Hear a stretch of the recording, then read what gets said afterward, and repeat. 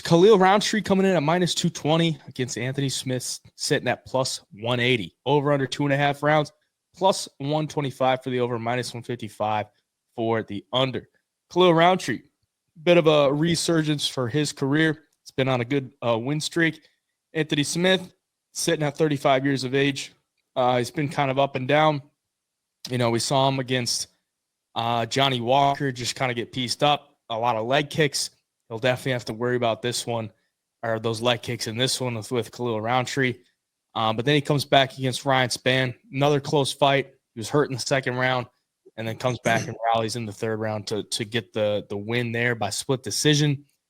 So, I mean, I don't know where Anthony Smith is at in this one, because it's like the game plan, it's even in like the leg kick situation, like Khalil Rountree has some nasty leg kicks. He's got some nasty body kicks. He's just got nasty Muay Thai overall.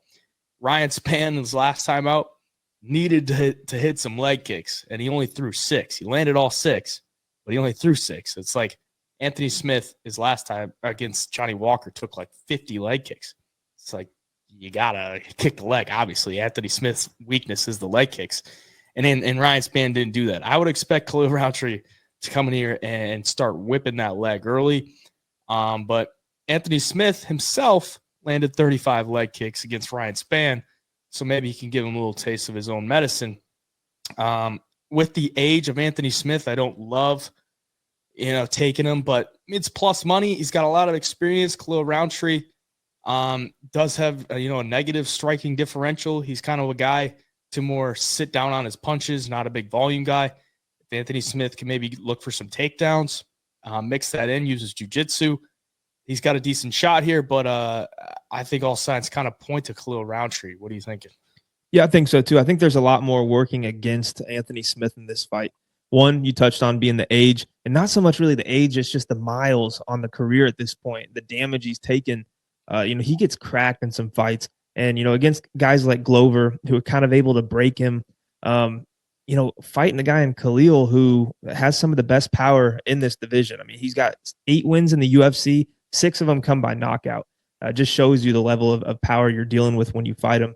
And the other thing is the leg kicks too. I mean, Anthony Smith hasn't taken leg kicks well in the last couple of years, and now he's going to be fighting a guy who maybe throws him harder than anybody. I think if Anthony Smith wants to win this fight, first he's got to get through that first round. He's got to implement the wrestling and just try to get into the clinch and wear on Khalil Rountree and take some of the power out, because if not, I think it's going to be a long night for him. Even if Anthony Smith goes out there and outlands Khalil Rountree, if you look at Khalil's record, he doesn't get beat by guys who are volume strikers or outland him in fights, because he has such power that to the judges, this dude's landing all the damaging blows. I mean, look at the Jacoby fight. He won that via split decision, which I don't think he won that fight, but Jacoby outlanded him in significant strikes, 120 to 85. But more of those 85 strikes were big power shots that really did some damage. And to the judges, that's what wins fights. So I think that's working against Anthony Smith.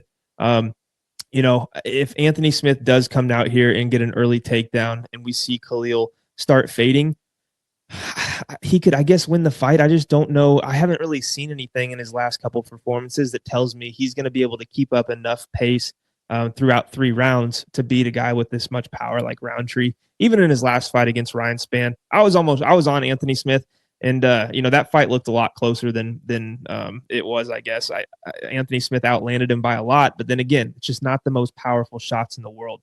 Fighting a guy like Ryan Spann, he was able to survive that, but I feel like Khalil Rountree is just another level of power, and I don't see Anthony Smith taking too many of those big left hands from Khalil here. Yeah, one thing that does need to be touched on is just the level of competition. It's like Khalil Rountree not fighting near the guys that Anthony Smith is going up against. Chris Dawkins had a bad run at heavyweight, goes down to light heavyweight, gets knocked out again. Dustin Jacoby is that near 15 guy, kind of inside and out of the end of the rankings there. That's a good win, but like you said, it was a close fight. And then Carl Robertson and Modestas Bukauskas. Anthony Smith, Ryan Spann twice, Johnny Walker, Magomed Ankalaev. Those are his last 4 fights. So he's fighting much tougher competition. And he's not necessarily getting, cold cocked by guys. It's not like his chin is just terrible where he could just get one hitter quitter. And now that I say that, maybe he goes out there and does get one hitter quitter, but the last time he got like put out was back in 2018 against Thiago Santos, was like a round 2 KO. But other than that, it's like he got hurt. He broke his leg, I think, against Ankalaev, and round 5 TKO by Glover Teixeira, who just, mauled him pretty much. So at least there's the upside there for Anthony Smith, that it's like, the chin isn't terrible. But, tons of damage racked up over his career. I mean, he's had over 50 fights. There's a lot of miles on that age. So, I mean, Khalil Rountree would be the pick for me. But I wouldn't, go get on anybody for taking Anthony Smith as a dog, because he's got that experience, and he does have a path to victory here. It's not like he's outgunned in all facets of the fight. So Rountree would be the pick, but we'll keep her going.